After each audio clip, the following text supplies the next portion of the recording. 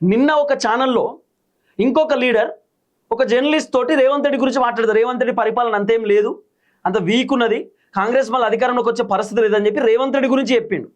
అంటే ఇద్దరు ముగ్గురు కాంగ్రెస్ పార్టీ లీడర్లు ఆల్రెడీ బయటపడ్డారు. రేవంత్ రెడ్డి పైన అసంతృప్తితో ఉన్నారు, అసహనంతో ఉన్నారు, కాంగ్రెస్ ప్రభుత్వం పైన కోపంతో ఉన్నారు అనేటటువంటి సంగతి ఆల్రెడీ తెలిసిపోయింది.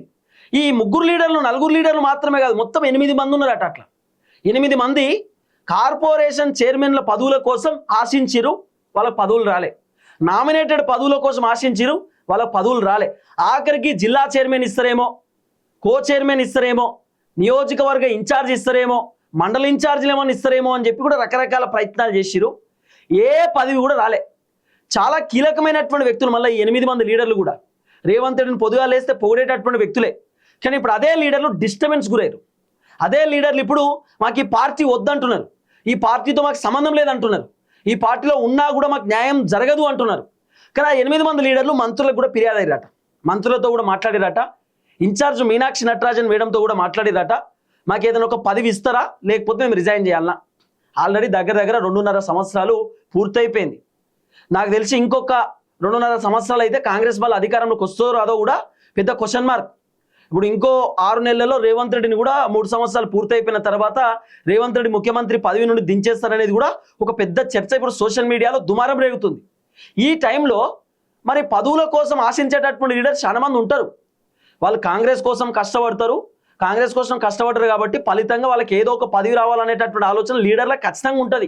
ఏ లీడర్ అయినా కూడా పదవి రావాలనేటటువంటి ఆలోచన ఉంటుంది. కానీ కాంగ్రెస్లో ఏందో కష్టపడ్డటువంటి లీడర్కి పదవి రాదు, కష్టపడ్డటువంటి వ్యక్తికి ఏ పదవి ఇయ్యరు. ఇప్పుడు మధు యాస్కి గౌడ్ ఉన్నాడు, జగ్గారెడ్డి ఉన్నారు, వీళ్ళకు కీలకమైనటువంటి పదవులు ఏమి ఇచ్చారు? నామినేటెడ్ ఎమ్మెల్సీ అని ఇవ్వాలి కదా, ఎమ్మెల్సీ ఇచ్చి అవసరం అని కూడా వీళ్ళని క్యాబినెట్లో కన్నా తీసుకోవాలి. మధు యాస్కి గౌడ్ కీలకమైన వ్యక్తి, జగ్గారెడ్డి కీలకమైనటువంటి వ్యక్తి. వీళ్ళకి అసలు పదవులు క్యాబినెట్లో ఇవ్వాలి, మంత్రి పదవులు ఇవ్వాలి. కానీ వీళ్ళకి ఏమైనా పదవులు ఉన్నాయా? ఏం లేవు కదా. ఇవే కాదు, ఇంకా చాలా మంది ఉన్నారు, ఒక్కళ్ళిద్దరు కాదు, మస్తు మంది ఉన్నారు అట్లా పదవులు రానటువంటి వ్యక్తులు. వీళ్ళకి ఎందుకు పదవులు ఇస్తలేరు అనేది క్వశ్చన్ మార్క్. కొంతమంది లీడర్లు బయటకు వచ్చి రేవంత్ రెడ్డి పైన అగెనెస్ట్ మాట్లాడుతుంటే వాళ్ళ నోరు మూపియడానికి ఏదో చిన్న చిన్న బుడ్డ పదవులు ఇచ్చారు. ఇక వాళ్ళు కూడా ఇంటలేరు, బుడ్డ పదవులు ఇచ్చినటువంటి లీడర్లు ఇంటలేరు.